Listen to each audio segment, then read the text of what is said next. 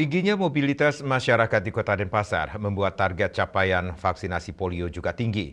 Kementerian Kesehatan menargetkan cakupan vaksinasi polio di Denpasar menyasar 81.153 anak usia 0 hingga 7 tahun yang diharapkan rampung hingga 11 Agustus ini.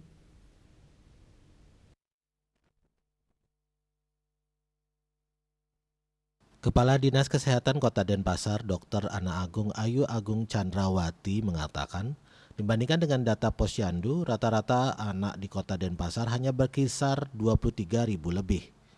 Target pemenuhan vaksinasi polio di Kota Denpasar bukan berpatokan pada KTP Denpasar, namun untuk seluruh anak di Indonesia. Kemungkinan karena mobilitas di Denpasar tinggi, sehingga pusat memberikan estimasi target tersebut.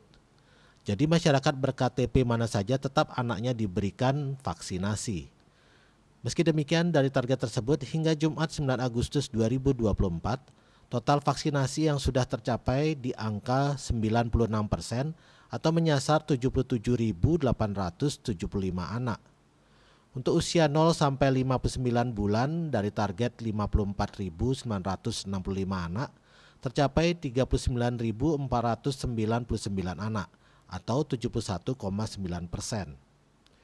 Untuk anak usia 5 hingga kurang dari 7 tahun dari target 17.608 anak, tercapai 24.371 anak atau 138,4%, dan anak usia 7 tahun dari target 8.580 anak, tercapai 14.005 anak atau 163,2%.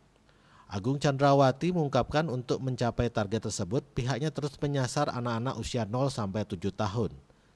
Saat ini pihaknya masih menyasar hingga 100% untuk memenuhi target dari provinsi. Karena kondisi masyarakat mobilitasnya cukup tinggi, maka provinsi memberikan tumpuan kepada Kota Denpasar agar target provinsi bisa tercapai. Widya Stuti, Bisnis Bali melaporkan.